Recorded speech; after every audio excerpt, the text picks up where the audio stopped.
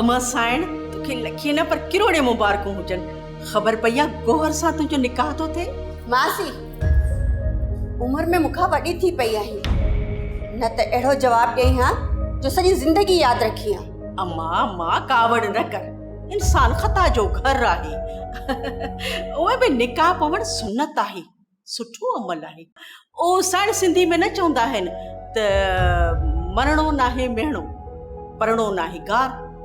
मासी जेकॾहिं इहा ॻाल्हि वरजाई अथई न त शायदि मां विसारे वेहां त तूं उमिरि रसीद आहीं। अम्मा इन में मुंहिंजो कहिड़ो ॾो? मूं त जेका ॻाल्हि ॿुधी उहा बि तोखे ॿुधायां। किथे ॿुधी अथई इहा ॻाल्हि? कंहिं कई आहे? केरु थो चवे त मुंहिंजो गौर सां निकाह आहे?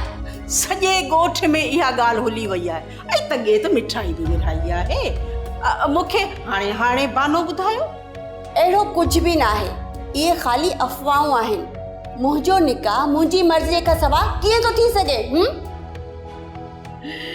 ऐं मुंहिंजी चरी साइण, तोखे ख़बर ई कान पवंदी छोकिरियुनि खां केरु पुछंदो आहे। ॾिस जाए वेठी तोखे ख़बर ई कान पवंदी त इहो दौलनि सां दर ते अची पहुचंदो। ईअं कॾहिं बि कोन थींदो मासी। जेकॾहिं सालार ज़िद कई न त मां बि अहिड़ी ज़िद कंदसि जो हुनजो अखियूं ई खुली वेंदियूं।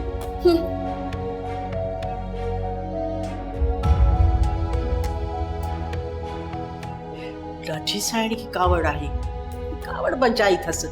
सॼे ॻोठ में ॻाल्हि हुली वई आहे त शादी थी थिए, निकाह थो पवे, पर हीअ छो थी इनकार करे? ॾिस वण केरु थो सचो थिए। हाणे जल्दी माई कुंवार थींदी। या अल्लाह मां तुंहिंजो गुनाहगार बानो आहियां। मुंहिंजा अल्लाह मुंहिंजे गुनाहनि खे न ॾिस, मुंहिंजे ऐबनि खे न ॾिस। मुंहिंजा मालिक मुंहिंजे गुनाहनि जी सज़ा मुंहिंजे बचड़नि खे न ॾे। ए अल्लाह मुंहिंजी सदोरी मूंसां मिलाए। रब साईं अलाए कहिड़े हाल में आहे मुंहिंजी बचड़ी। रब साईं जिते बि आहे उनखे पंहिंजी पनाह में रखिजा। मुंहिंजा अल्लाह मुंहिंजा मालिक मूंखे पंहिंजी सदोरी सां मिलाए। मुंहिंजा अल्लाह मूंखे सदोरी सां मिलाए। मुंहिंजा अल्लाह मुंहिंजे गुनाहनि खे न ॾिस, मूंखे माफ़ कर। मुंहिंजी बचड़ी मूंसां मिलाए।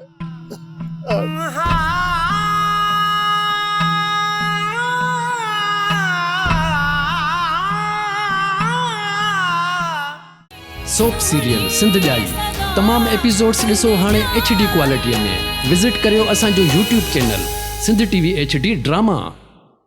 सब्सक्राइब कयो असांजो official YouTube channel Sindh TV HD drama ऐं वधीक अपडेट लाइ बेल आइकन खे क्लिक करियो।